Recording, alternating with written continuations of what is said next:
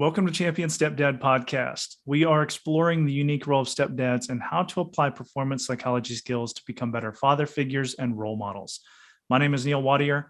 I am a stepdad. I'm also a resilience trainer and a performance consultant, encouraging you to join the Champion Stepdad Facebook group and grow your band of brothers. Today on the podcast, I am talking to Dr. Tim Jordan. He is a developmental and behavioral pediatrician, and he, along with his wife, host personal growth and leadership retreats and summer camps for girls and young ladies. He's also the author of Strong Girls, Strong World, and hosts a podcast called Raising Daughters. I really enjoyed this podcast. It was very meaningful to me as someone who has raised a daughter. My biological daughter is 22 years old. And I really enjoy these conversations because we have to recognize that everyone is unique, especially talking about girls and the struggles that they face being raised in a society that tries to put them in a box. And our efforts are not always the most productive. So as we talk about accountability, it's the idea that we can always do things better. For somebody like me, who's already raised my daughter, this is a great way for me to reflect on what she went through and how I can recognize her struggle and what she's currently gone through, and as well as what she's previously gone through, and reconnect and try to do those things to possibly heal, to just not even to help her along, but just to be a person of support so she can figure it out as she goes, and to take responsibility for my part. And I think that's a very powerful way to approach all relationships. For those of you that have younger daughters, I would encourage you to take the information that Dr. Jordan provides and consider what are the things that, how can you be a better support to your daughters. And for those of you that don't have daughters, you are going to be a person of influence. There are going to be young girls, there's going to be young women that you're going to interact with, whether that be through work, through friends. Maybe you're going to be in a church organization, or you're going to be a coach. You are going to run into girls, you're going to run into young women, and you are going to have the opportunity to influence, good or bad. And so my challenge to you is to try to figure out what you can do ahead of time so that you are the most productive influencer that you can be for these young ladies who, even if they have fathers, there's nothing wrong with having additional father figures and mentors in your life.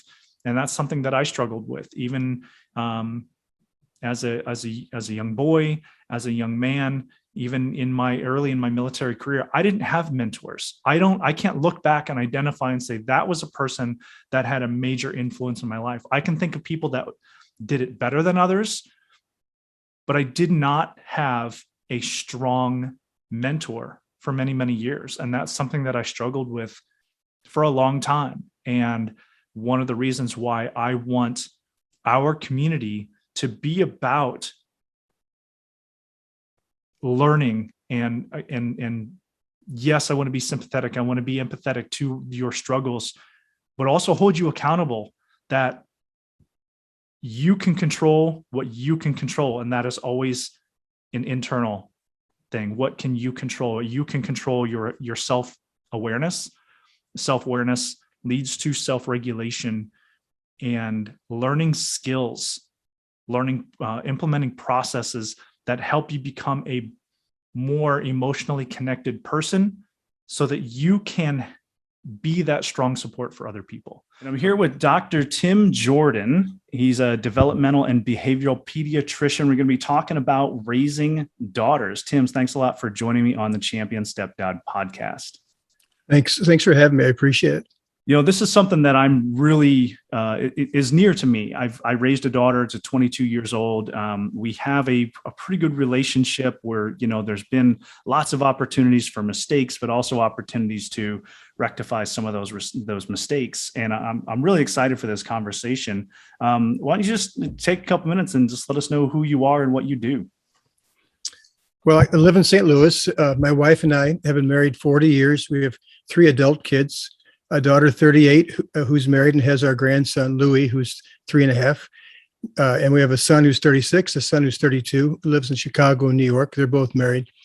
And we run a business where I'm a pediatrician by my original background, but my subspecialty, I had a 2-year fellowship in something called Developmental and Behavioral Pediatrics, which is a mouthful. But so I stopped doing medicine 30 years ago. I just decided it wasn't for me, the timing and all that. And so I started functioning as a counselor. And so right now I've developed, my wife and I have developed a business where we have my counseling practice a couple days a week. We run personal growth, leadership development, weekend retreats and summer camps. We've been doing that for 30 years. This is our 31st year coming up. And we have a school program called Strong Girls, Strong World. We work with classrooms of girls in schools to help them be a better community, if you will. I do a lot of writing. I have my own podcast. It's called Raising Daughters. We travel about a dozen times a year, giving talks all over the place to parents and professionals about parenting and about girls. So the good thing is I do a lot of different things. I would not be happy just in an office 5 days a week. Yeah, I can agree with that. So where do you start then? Because I know I've raised a daughter. You've raised multiple daughters. When you get into conversations with people, of course, you want to, customize it to their situation and their, circumstances. But where do you begin when you talk about raising daughters specifically? Well, if you're talking about being a dad and raising a daughter, it's a lot of it's similar than if you're a mom, but I think there are some differences. I think dads bring a unique energy and some unique skills, if I can say that, to raising girls. And there's a lot of good data, a lot of good research that shows that if there's a dad present in a girl's life growing up, that they end up growing up and being happier and more well-adjusted and having less stress. They have better relationships. They do better in school. They do better with their dating relationships, on and on and on. So our role is a really important one. And I think we bring a different energy. And I know this is 2021. I shouldn't say that, probably, but I think, but we're different. I think in general, dads do bring a different energy to their daughters than their moms do. I would agree with that. And something that I've tried to really work on was to treat each child as an individual and with respect, but especially with my daughter, is to be careful that I didn't treat her any different than I did the boys. I didn't raise her to be a tomboy, but I also didn't try to put her into a box of, oh, you're my daughter, and so therefore I can only do these things, or these are the things that we need to do. I taught her to work on a car. I taught her to shoot a gun. And it's not necessarily those specific activities. Just I think that what are your thoughts on raising daughters where some people may have fallen into that, the category of, oh, that's a daughter activity, or that's the way daughters should be raised? I think dads more than moms do rough and tumble play kinds of things, whether it's wrestling around or my wife and I for the past 16 years have helped facilitate a 3-day weekend retreat with dads and daughters. And these are little girls, 7, 8, 9-year-olds in Pennsylvania and also in California. And one of our traditions is after the first several hours of icebreakers and getting to know each other, we go in the pool to swim, have fun. And then the dads line up like a gauntlet facing each other in the shallow end. And then the girls are like, lay down their back and they throw them down this little log flume. And then the last 2 dads pick them up and they just heave them as high as you can possibly throw like a little 7-year-old, 8-year-old girl. And the girls are squealing and they love it. And I've run mother-daughter retreats and we've never done that at a mother-daughter retreat. And it's not that a mom can't do that, but I think dads more than moms do that sort of play. Teaching, like you said, you taught your daughter how to fix a car and you taught her how to shoot. I think that kind of thing is is really valuable for girls. Even things like, I think dads tease and do like kind of back and forth banter more than moms. And that teasing is really helpful for girls. It kind of toughens them up. A lot of girls take things too personally, so it helps them with that. It teaches them how to be around guys. And if you're around boys in middle school and high school, they connect by sarcasm and making fun of each other and making fun of everybody. So if girls can learn to be comfortable around that and give it back as much as they receive it, you've done them a great service. I think they become more confident. That's a really good point, because I remember Brianna being raised around an older brother and then a younger stepbrother, and they were always involved in sports. Brianna always loved soccer, which I thought was a really exciting sport. And then her younger brother played competitive ice hockey. He actually still does. He's a junior level out in New Jersey. And she picked up on some of that toughness that you talked about by being around the hockey rink. Not only did she learn to love a sport that's really exciting, that I really love, and it provided a connection for us, but it also provided her an opportunity to be around some tough boys as they're being raised, to see them change, to see them grow up, and to hear what they talk about and how they talk about, but then also to have that tough skin and a good sense of humor. And I think it really did. I think it really did help her. I think you're right about that.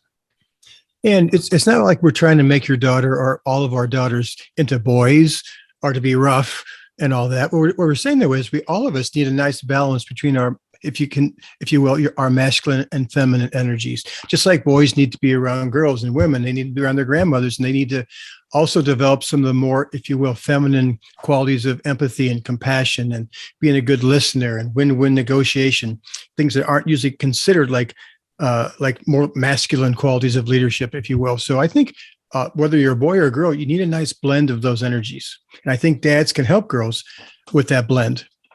Yeah, I think you're right. I like the way that sounds. So I like to focus first on, the good things, the exciting things of, I don't want to just jump into the negative, or the problems that people are having. So, what are some of the things that you've seen that, you've touched on a few of them, but what are some of the things that dads can really get into when they talk about building relationships with their daughters? And of course, this show is specifically about stepdads. So let's talk a little bit about, the stepdad role can sometimes be a little bit awkward. What are some things that dads and stepdads can do to break down some of those barriers and build connections? Well, a couple of things specific to stepdads. I think one of the things is be patient, because sometimes the step son or daughter doesn't immediately bond with them, isn't always totally open to having another dad, if you will. And I think sometimes when parents start dating, if you're a stepdad, you're beyond the dating part, but still, if you go back in the history of that girl, sometimes when they're first dating, I think sometimes parents introduce their dating partner too early. And the problem with that is a couple of things. Number one is a lot of times we want our kids to meet our new partners, but then, a lot of times you end up breaking up. And so if your daughter ends up having a relationship with that person and then you break up, that's the end of it. It's another loss for them to have to experience. I think that's one thing. And the other thing is, the adults want everybody to get to know this, my new partner. We want everybody to be this big, happy family. And we have all these really nice intentions, but that's not what kids are oftentimes into.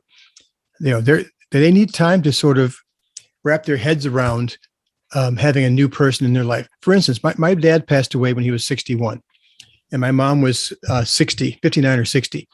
And so she was very young, obviously. And so she didn't date anybody for about 8 years. And then she met this guy who was 10 years older than her, and they started dating, and then they got married. So my mom was, I think, 70 and Lou was 80. And I was very happy for my mom. But at that point, I guess I was, in my 40s, late 40s, 50. I'm 66 now. But I remember at the wedding, I have this vivid memory of them dancing together at the wedding, like their first dance, like even like people that age were doing. And then Lou, who was this great guy who we all loved, he was hugging her kind of close, and I remember he kind of grabbed her butt, just like playfully. And there's a part of me that's like, whoa, what is, there's just a part of me, even as an adult, thinking, I'm not sure if I'm ready for that yet. So imagine if I'm 8 or 12 or 15 or something like that. So I think kids need a chance to sort of grow into this person. It's usually not about the person as more of it is the idea of somebody else coming in. So I think patience is a second thing I would be very careful of. And I always suggest to blended families that they should have some regular family meetings where you sit down in your home, and which may be different than their mom's home if you're a stepdad, and talk with the kids about the agreements in this house. Things like chores, things like bedtime, things like electronic kind of time, whatever agreements need to be talked about, homework, all those kinds of things. I would talk together as a family, because it's really awkward for a lot of stepdads to know, should I discipline or should I not? It feels kind of awkward. I'm not sure if I should or I shouldn't. Am I going to be the bad stepdad? But I think if you sit down and talk about all those agreements in your home together, and you give the kids lots of buy-in, and you're there as an equal, quote unquote, equal partner with their mom, I think then when it comes time to follow through with discipline and agreements, then I think the kids, it's okay then. So they handle it better because you're part of making the agreements with them. I like that. And something that we enforce in our house is, the idea of standards and accountability. And we have very open conversations about, this is the house that we want to build, and this is why. And so not only do we explain the reasons why we do the things, when we sit down and discuss it, we ask the kids their opinion, and getting them involved. I found, even if they don't like the answer, even if they don't appreciate, or, even if they don't like the rule, they will appreciate the reasoning behind it and the fact that their voice was heard. And so I agree. I heavily agree with that absolutely, that you should be having regular conversation. They can be formal family meetings, or it could just be, hey, we're thinking, here's a subject, we're going to talk about this over dinner. So I really like that idea. Yeah. I think kids love having a voice. And I think if their voice is heard and you consider what they want and their needs, then you teach your kids to also listen to what you want and your needs. Then you can put all that together. You can always walk away saying, it wasn't exactly what I wanted, but it's good enough. That works for me. And the kids can do the same thing. That's, a win-win, if you will. You can always come to a win-win if people are open and trying to get in the other person's shoes, see things from their point of view, really listen to their needs and take their needs just as seriously as you take your own needs. You can always work out agreements that work for everybody. So something else that I'm pretty vocal about in a lot of the dad communities, and sometimes I catch some heat from it. I want to get your opinion on this. Is, you mentioned discipline, and that's I ran a poll in one of the Facebook dad groups earlier this year, and I ran another one, the same poll again, 7 months later in the same group. And I got almost identical results as far as percentages, number of people that responded, number of people answered, and simply asked, what's the number one challenge you face as a stepdad? And significant number was discipline. And I can see why that would be difficult, because you're not really the parent, and how do you fit into all that? So one of the things that I've tried to, the conversations that I've had with stepdads is, the first thing you have to do is separate discipline from punishment. That, this goes back to my military roots, that, only a judge or a commander can actually punish somebody. Everything else is just discipline, like getting written up at work. That's not punishment. That's just a documentation of a conversation, right? It's a learning opportunity of, this is what happened, this is what we need to do to fix it. And so taking that perspective with a step parent towards their stepchildren is to really separate the two, because it's really not your role to punish a child that's not yours, whether it's your stepchild or your, some friend down the street. You can teach them and you can help them understand, the standards and accountability, and this is what's going on. But, when it comes to the punishment, that really needs to be the biological parent's decision. You can reinforce that and you can help them, but that's certainly not necessarily your role. What are your thoughts on that? Well, I guess it may just be semantics, because I feel like, as I mentioned before, if you sit down at those family meetings or whatever you want to do to talk through agreements, and you're part of that conversation, with their mother and your stepkids. I think if you're part of those conversations regularly and you have input and their mom has input and the kids have input and you work out agreements, I think it is okay for you to be one of the people who holds them accountable to their agreements. And maybe it's just semantics, but I think it's okay because you're part of the home now, and you're also part of the making the agreements together. So I think if you do that, it's no different than a teacher or a coach. You hold kids accountable, right, to your agreements. Whether you're not their parent when you're their coach, you're not their parent when you're their teacher, but that doesn't mean you can't hold them accountable to agreements that you make together. So maybe it's just I'm picking on words, but to me, I think I want step parents to feel comfortable being part of the family and to be able to be part of the discipline. Yeah, and that makes sense. And the more you think about it, or the more you talk about it, I think about, like, with my two stepsons, I defer a lot of times to the opinion of. So, like, last night we were having a conversation. One of the boys woke up, and they're not supposed to be on their iPads before they're ready for school. Once they're ready for school, they can sit for as long as they want. They can hang out, they can watch TV, whatever. But he was in bed still getting ready for, and he had his iPad on. So, and that's kind of you think that's a minor issue, but that's actually something that can build into something else. So in our house, we're trying to have appropriate conversations to take care of the small things so that maybe we don't have to handle the bigger things, that we can have that conversation and those relationships to handle the little things. And so, I told him, we got to go talk to your mom about this.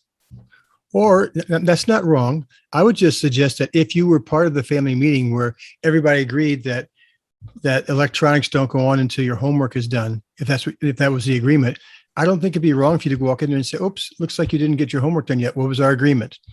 Well, I was supposed to get my homework done first. Okay. So as soon as you get your homework done, then you can do your electronics. See, I don't think that's, I don't think I think that's appropriate. Okay. Yeah. Well, and again, I'm trying to use a relatively minor issue, but, this can go all the way up to major issues where you're talking about, teenagers with cars and, all kinds of responsibilities. And, and I think something that before we got on our call, I was looking at some of the videos on your website, and there was one of you where you were having a conversation with news media. And I really like the idea of, the better off that you can connect and build a relationship. And this goes for everybody, right? The better you can build a relationship and communicate effectively, the better you're going to get along and you're going to be agreeable with people, right? But even more so with kids, because as we said just a little bit ago, kids want to be heard and they want to feel, they don't want to feel invisible, right? They're part of the household too. And something that was brought up in this video that you said was the idea of it's almost like a bank account. I can't remember the words that you use. Basically, goodwill account. There you go. That's it. Yeah, the goodwill account. Talk to me about the goodwill account. Well, you already kind of described it. It's just how much goodwill is there in your relationship with your kids. And if you make a lot of deposits into the account by being a good listener, respecting them, giving them a voice, giving them say so, not being judgmental, having a lot of special time with them. If you have that kind of all those deposits in the account, then your relationship feels close and trusting. And so it's much easier to discipline. It's much easier to say, hey, you want to go and get a cup of coffee? You want to go and get breakfast because your goodwill account is full. If, on the other hand, there's been a lot of withdrawals from the account, that's the metaphor. You've been yelling, not listening, being judgmental, being critical, not being present, being gone a lot. And then when you're around, just being kind of crabby, etc. Then the goodwill account gets lower, and then it's hard. It's hard to be an influence. Your kids are probably not going to want to come to you with things that you probably want them to come to you about because they don't feel safe. They don't feel close. So maintaining a full goodwill account is just like that's like the backbone. That's like the foundation of everything, whether you're talking about discipline, whether you're talking about being an influence, and that's the key. Got it. Yeah. And the amount of information and resources that are on your website is, as we're talking, I'm just kind of scrolling through, looking at things to remind me of things to talk about. I don't really like using the word overwhelming, but for some people, like it's a lot to go through. If somebody was interested in, starting, where would you suggest? So if somebody's listening to this episode and they said, yeah, you know what, some of that stuff makes sense. Where do I start as a dad with a daughter or a stepdaughter? Like where do I start to build those relationships and to research of what to do, what else to do? Well, one thing is just being a good listener, and that's obvious, right? Of course, I'm going to be a good listener, and yet a lot of parents don't really have the skills to do that. When girls come to my weekend retreats, when girls come to my summer camps, that's one of the skills that we teach them. We teach them about mirroring. So if you're talking to your friend, if you're talking to your parents, you're talking to your sibling, whomever, and you're trying to work something out. Mirroring means you repeat back in your own words what the other person said. So if your daughter comes to you and says, I'm really having some problems in school. These girls are being mean to me, blah, blah, blah. As dads, it's really easy to go quickly to fix it mode and say, well, there's 30 other girls in your class. Why don't you just dump her and move on? I mean, why you hang out with the mean girl? But what they really want you to do is to say, so it sounds like you're having a tough time at school. And some of the girls are not being very respectful. Is that what you're saying? If she says, yes, I'd say, well, tell me more. I don't understand. And you just let them unlayer. You just mirror, you get in their shoes and you see it from their point of view. Even if you don't agree with their point of view, you still get in their shoes, like Atticus Finch taught us in To Kill a Mockingbird, and you walk around their shoes and you see it from their point of view, because then they feel heard and they feel understood. And once they've talked it out and they feel like, wow, you really got it, then you can say, sounds like you feel kind of stuck. What could you do about it? And then you have them go into problem solving. So you don't give them all the answers and you don't rescue them. You don't say, I'm going to call that person's parents. You say, what could you do? And you help them to sort of think through, well, I don't know. We say, well, think about it. What could you try? And then you help them work on a solution. And then if they go to school and their solution helps, they'll come home and say, wow, it really works. You say, good for you. You're becoming a really good problem solver. And that's also a time, I think, this is really important, for dads, whether you're a biological dad or a stepdad, to then say, you know what, I know how you feel. I remember one time back when I was in 6th grade, I had one of my good friends kind of ditched me one day for some other kids. And I remember feeling the same way, because girls tell me in my retreats and also my counseling practice all the time, I don't share as much with my dad as I do my mom, because my dad would never understand, because he wasn't a girl. And I always say to them, you know what, I don't think that's true. Your dad may not have experienced exactly what you did because he wasn't a girl. And he experienced things, though, where a lot of the same emotions came up. Every dad who went into 6th, 7th, 8th, 9th grade felt awkward, and worried about how their body was, changing. A lot of dads compare themselves to the athletes at school. We went through things as well. So we really can relate, but they don't know that until we share our stories. And then they can go, wow, maybe my dad really can relate. Maybe it is good to come and talk to him too. And that's really key. Nice. And I know you've got the podcast, you've got the book called She Leads. Tell me about your book. There's been so much energy in the last 40 years about wanting girls to be all they can be and trying to get girls to become leaders and break glass ceilings and all that kind of thing. And yet there isn't really much information for parents. Like, well, how do you do that? How do you raise a girl? It's not necessarily raise a girl to be president of the United States, although I would like it if the girl was president of the United States. It's more like, can she be in charge of her life? Can she be in charge of herself? Is she in charge of her emotions? Things like that. And so I put together a lot of ideas about ways as parents that we can treat our daughters so that they develop those skills. Like, for instance, one of the chapters is about having girls keep their power. It's a really nice frame of reference, because girls in a lot of ways give their power away by not telling people what they want. It's really common for girls. If you ask a girl, or this is true for women too, if you ask them, where do you want to go for dinner? A lot of their responses automatically is, I don't care, or whatever you want, because they're so afraid of making people upset or disappointing people. A lot of girls give their power away by letting words hurt them. They compare themselves a lot. They don't advocate. A lot of girls, we do role plays in our summer camps for girls to know the difference between being passive, aggressive, and assertive. All of us want our daughters to speak up, speak out, advocate for themselves, but they think it's being mean if you speak up, if you set a boundary. So they need to learn how to keep their power as opposed to giving it away. Yeah, and that's a really good point because,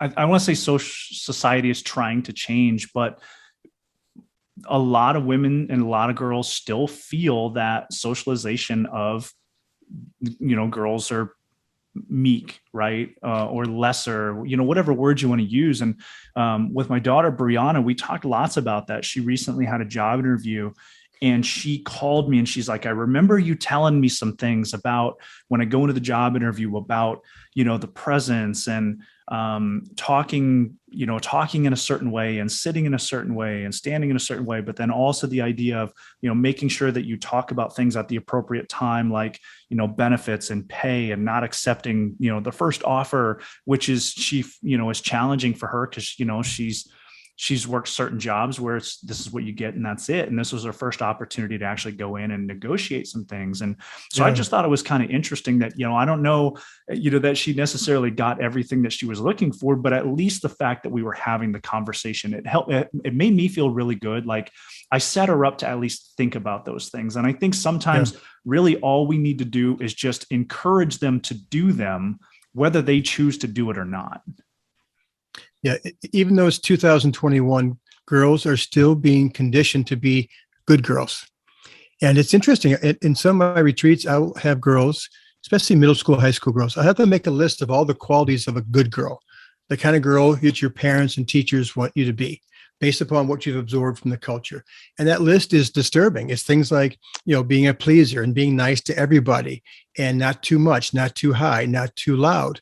There's all kinds of stuff like you're talking about. Jennifer Lawrence, the actress, I read an article about her not that long ago.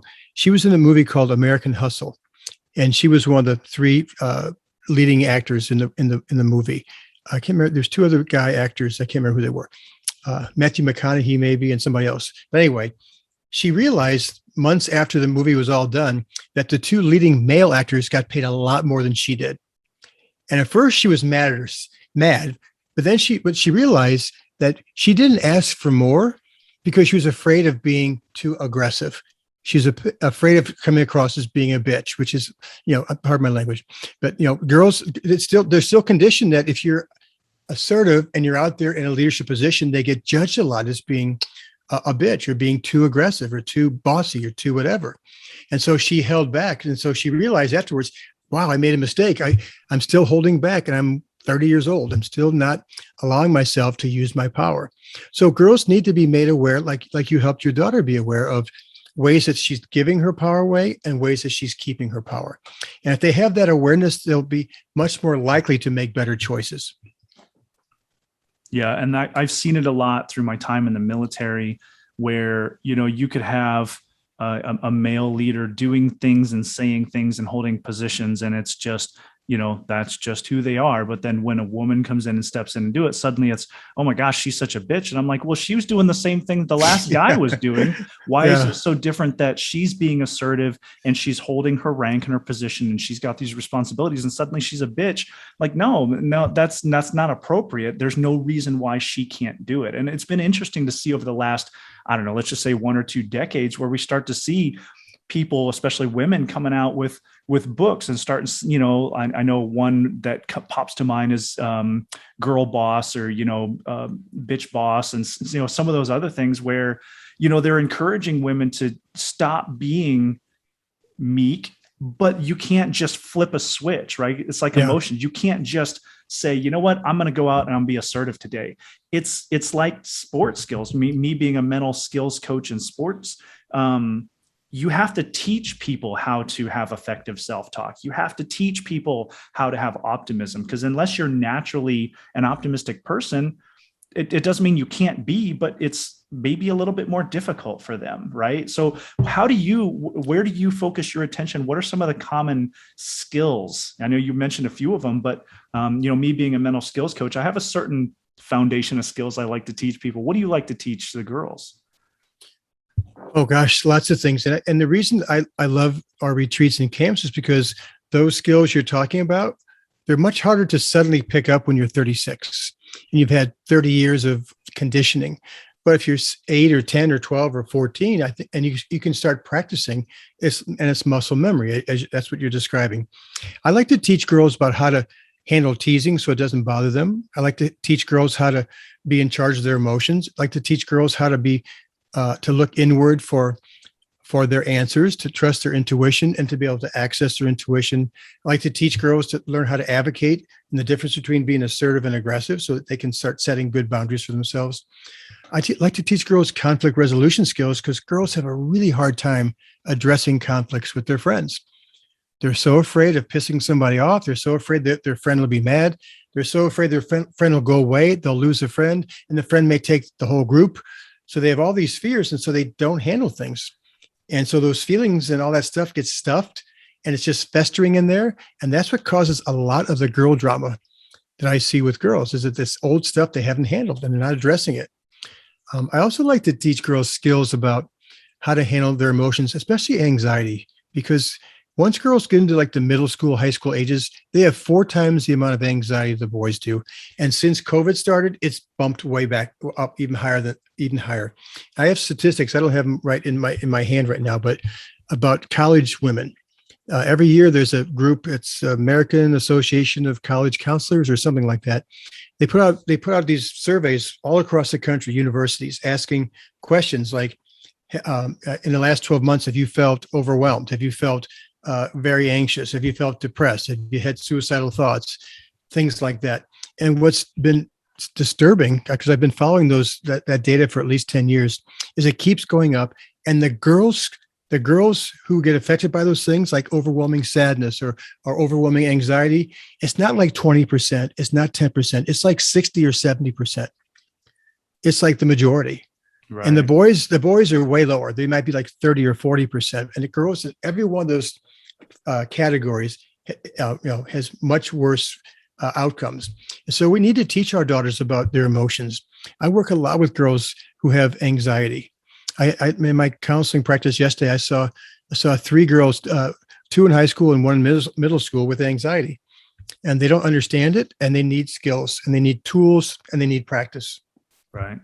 Yeah, no, that's one of the things that affects my daughter is significant anxiety and trying to transition into, she recognizes that she's still young, but she wants to take on that role. And I don't think that there's, and being dad, I'm like, I don't think there's really anything wrong with her. It's situational. She refers to, things that she's experienced in her past.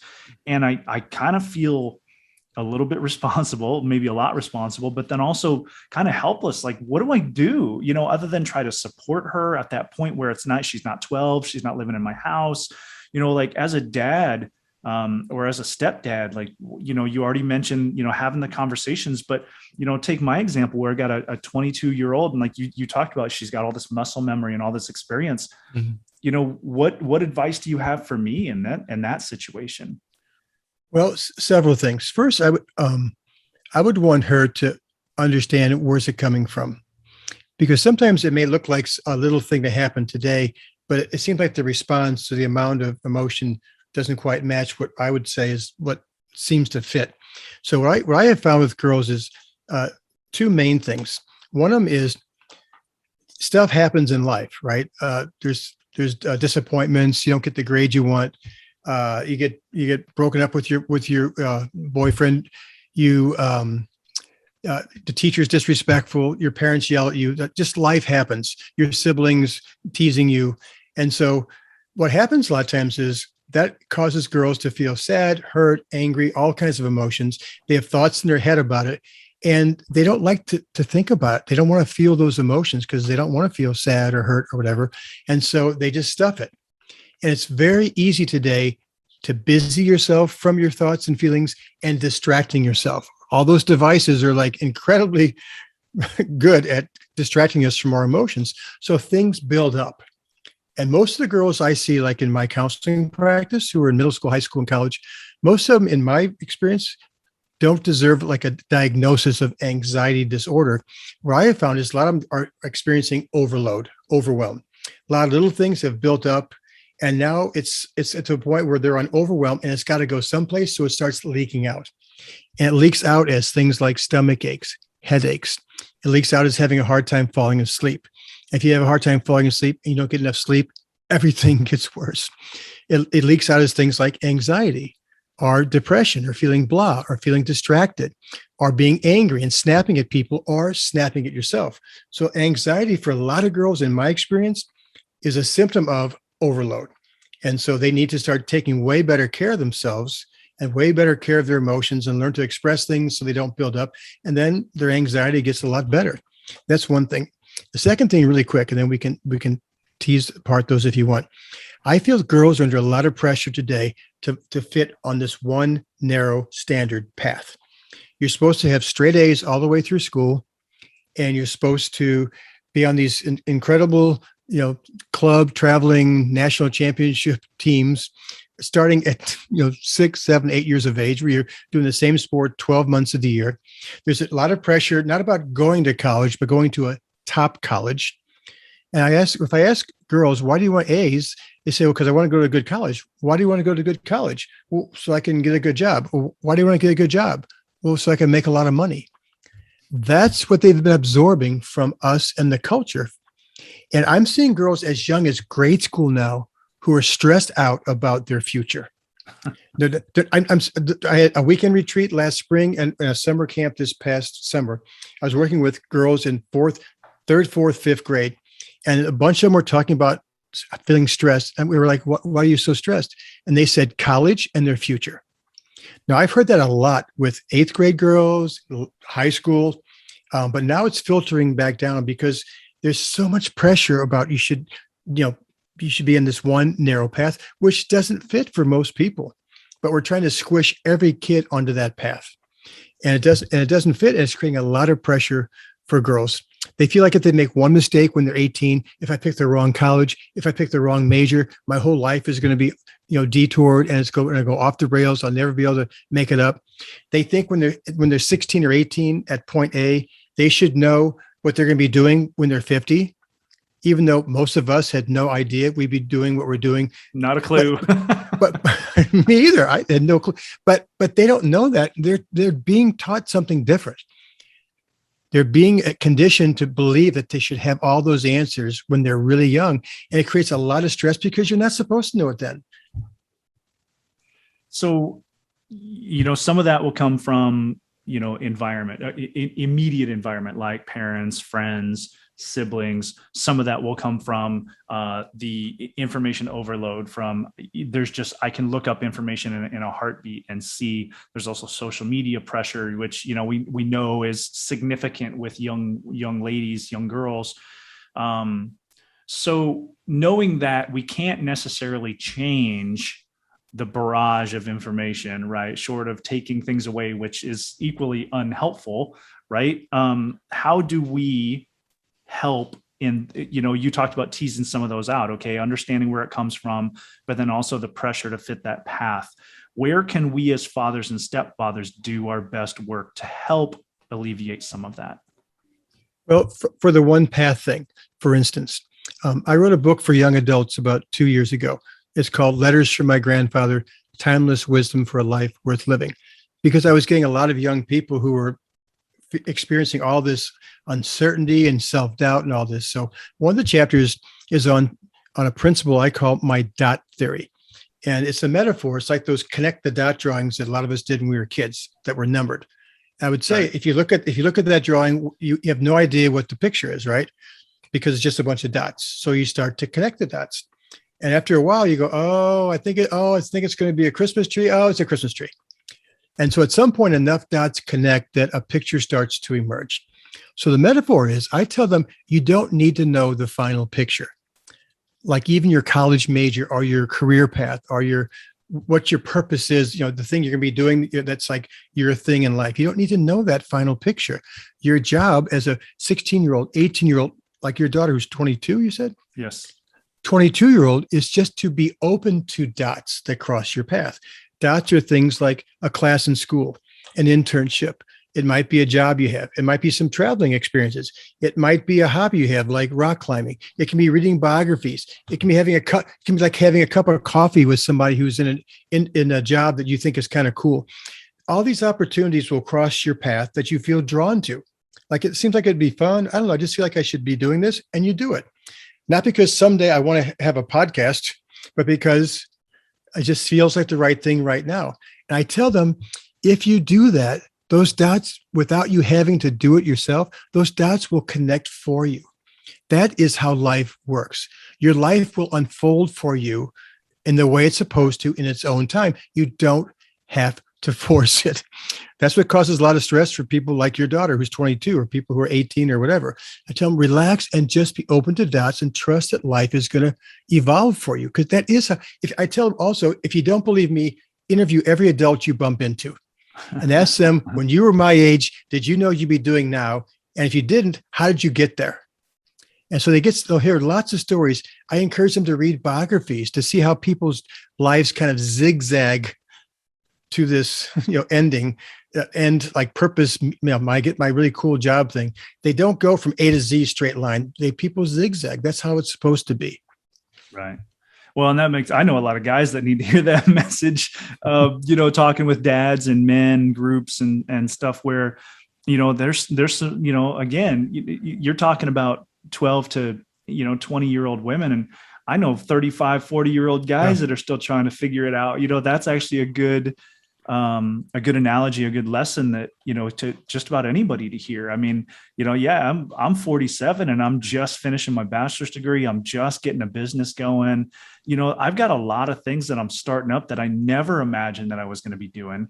And meanwhile, I'm trying to give my daughter advice. She's like, what do I do? And I'm like, I'm still trying to figure this out. I don't know.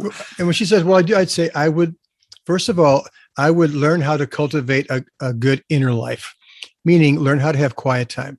When I ask girls, if I sit in a circle of high school girls and I say, how many of you have regular time to be quiet, be by yourself? And I usually get a few hands raised, not many. And I say, oh, great. What do you do? And they'll say, watch YouTube videos. Yep. Or I'm like, that's not quiet time. It's entertainment. It's fun, but that's not quiet time. Quiet time is when you do something more mindful, more meditative. You do some journaling, you write stories, you do some drawings, you do something to kind of quiet yourself down and go inward and say, what's going on? I see girls in my counseling practice all the time. I start to talk, I'll ask some questions, I'm poking around, and all of a sudden they start bawling, they're crying. I'm like, what's going on? What are you feeling? I don't know. Because they don't know how to access their inner world. They're so outward directed because of all kinds of things, all the praise we've been doing for kids, the social media. We've been conditioning our girls to look outward for their sense of themselves. They need to learn how to look inward and say, how am I doing? What am I feeling? What do I want? If I have a girl in my counseling practice who's in high school, I had two of them yesterday. I'll almost always ask them, do you have any plans yet? Do you know what you're going to do after high school? And I act kind of dumb. And most of them look at me like I'm an idiot, like, well, I'm going to go to college. Duh. I'm like, oh, why do you want to go to college? And then I get one of mostly two answers. The first one is that one path thing. Why, if I go to college, I got a good job, make a lot of money, I can take care, all that. And the other half look at me like, well, and they have no answer. They don't know. Because nobody's ever asked them, why might you want to go to college? So I encourage parents, starting when they're little kids, to be asking them all along the way, why do you like to play soccer? At the beginning of the semester of school, I wouldn't say I expect all A's. I'd say, what do you want for your semester? What kind of learning do you want to do? What are your favorite classes? What kind of grades do you want? Because if I ask the girls, what kind of grades do you want this semester? They'll say, well, A's. I'll say, well, why do you want A's? They'll either say, the real answer is, I don't want to disappoint my parents, or I want to please my parents, or I'm afraid of being punished by my parents if I don't. But that's not their reasons. If we want our daughters to be happy and content and to be a leader in their life, if you will, they've got to learn to think for themselves. They've got to learn to have that kind of autonomy in their thinking. If you want kids to really pour themselves into anything, whether they're 8 or 12 or 36, if they choose it and it's their thing, they will be way more engaged and they'll get way more out of it and they'll be way more fulfilled by it.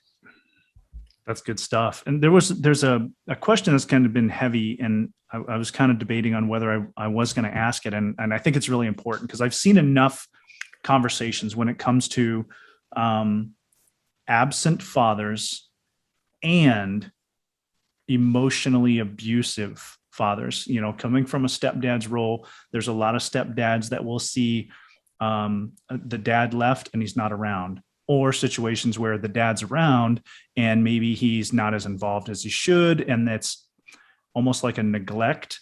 But then also with the other extreme of just emotionally rough, emotionally abusive. Like, I don't know if it's not always abuse, right? It's just, sometimes they're just emotionally unaware and they don't realize what they're doing. So how can somebody looking from the outside in, right, a stepdad's role, you've got a biological father who either isn't around, so you've got that loss, or somebody who is around that's a little bit rough to being abusive. How can a stepdad navigate that and do the best they can within their role?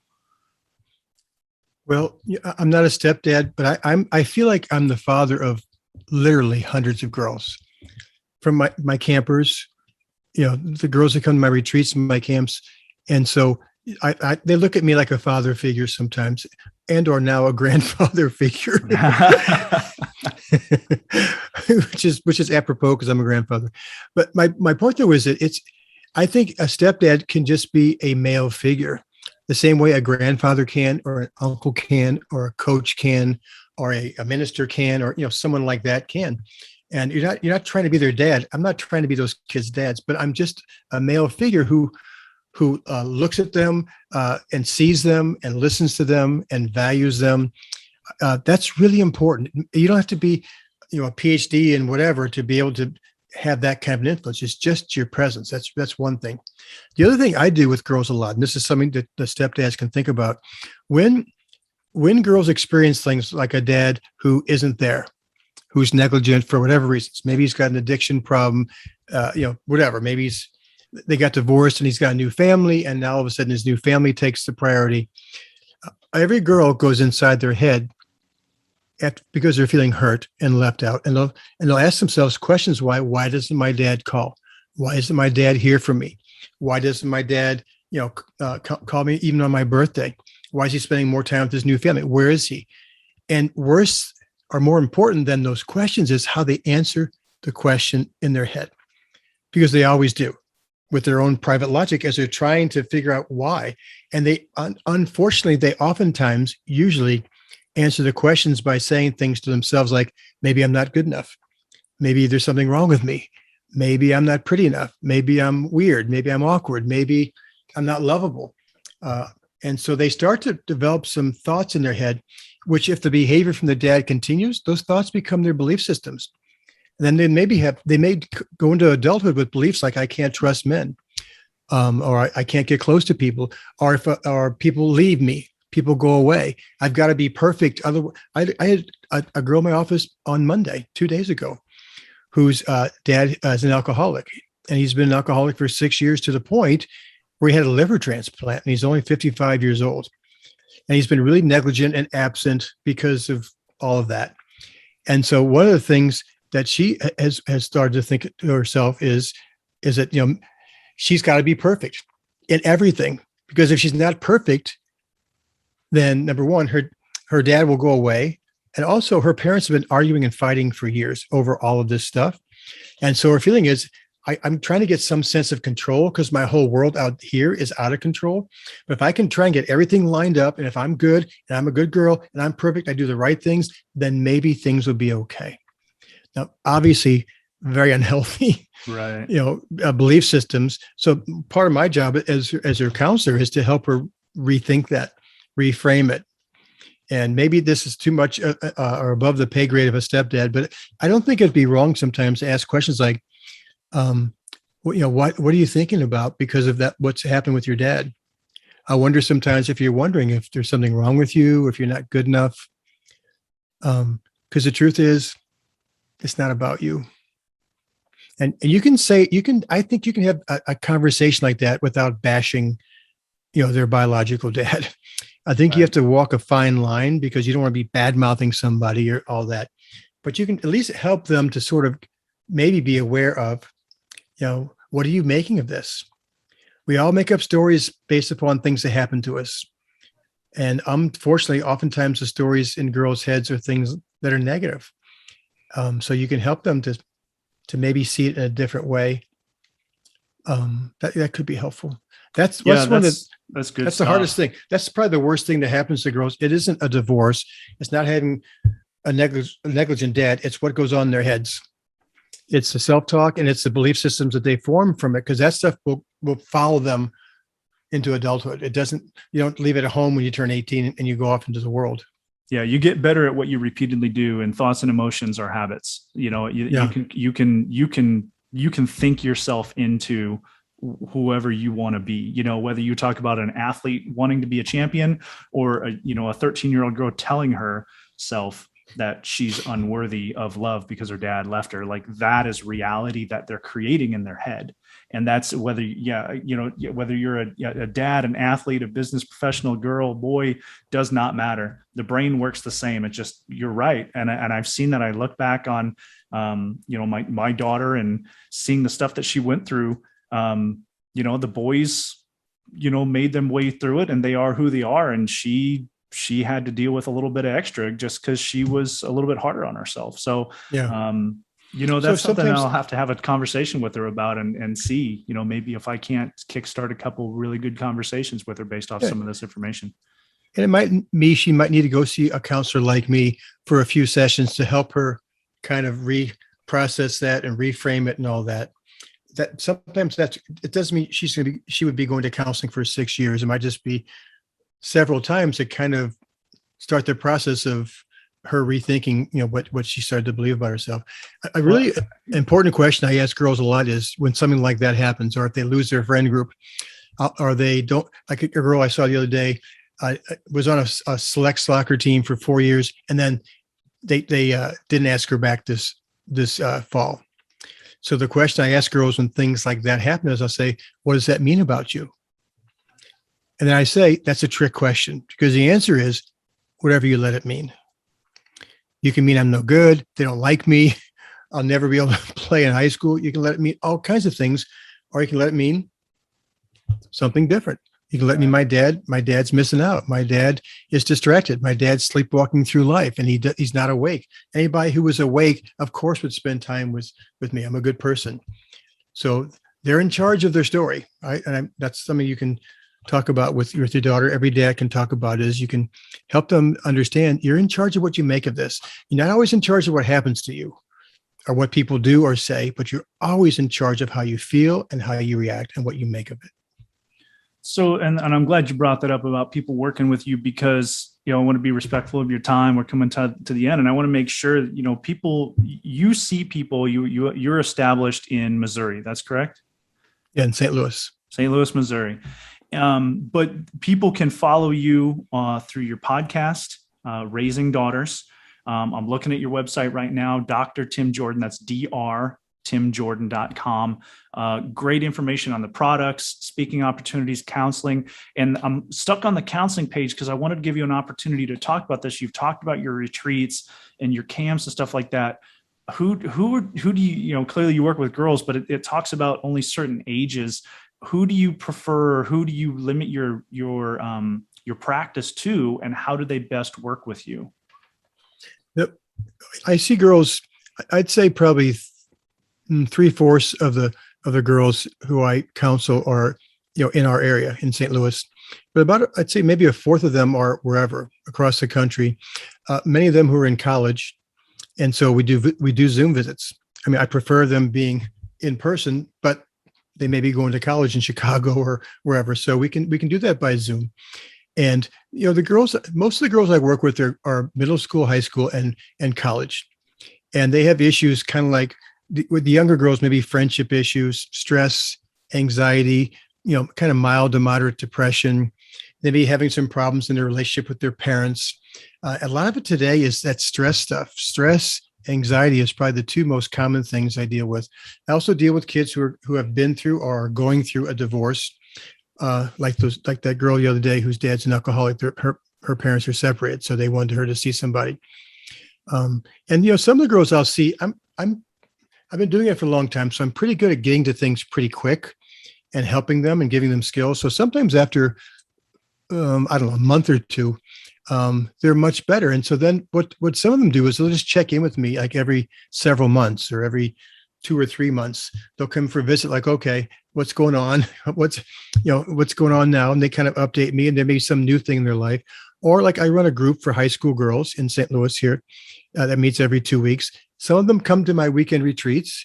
Some of them come to my summer camps. And so part of those retreats and camps is sitting on the floor in a circle every day, talking about middle school, high school things, all the things with anxiety and self-talk and body image, the issues that they're dealing with. We talk about those things, and they talk and they cry and they share and they hear other people's stories.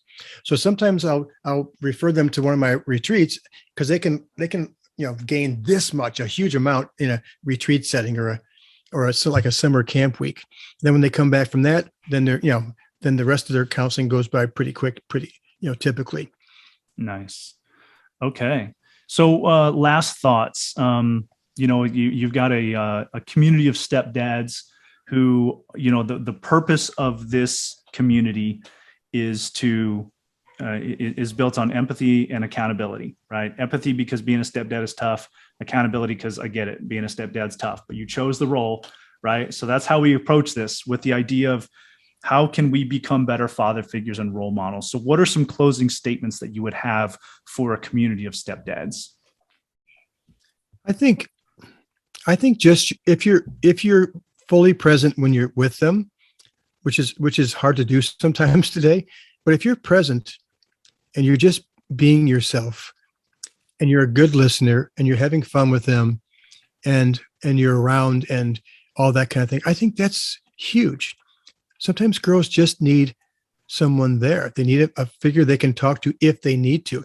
And if you're the kind of person who adds deposits to the goodwill account, so if you're respectful, if you're a good listener, if you're willing to spend some special time with them, then I think they'll learn to trust you, so that they may then be more willing to come and bounce things off of you or to share things with you if you've been just there. I don't think you have to have some special qualities. You don't have to be like this perfect stepdad. I think just being there, sometimes we don't value enough that just our presence is important. Just because if you ask kids who are now adults looking back, they oftentimes don't, when you ask who is important in your life, they oftentimes don't say people who took them to Disneyland or people who did these huge things. It was like just somebody who was just, smiled, who sat with them, who listened.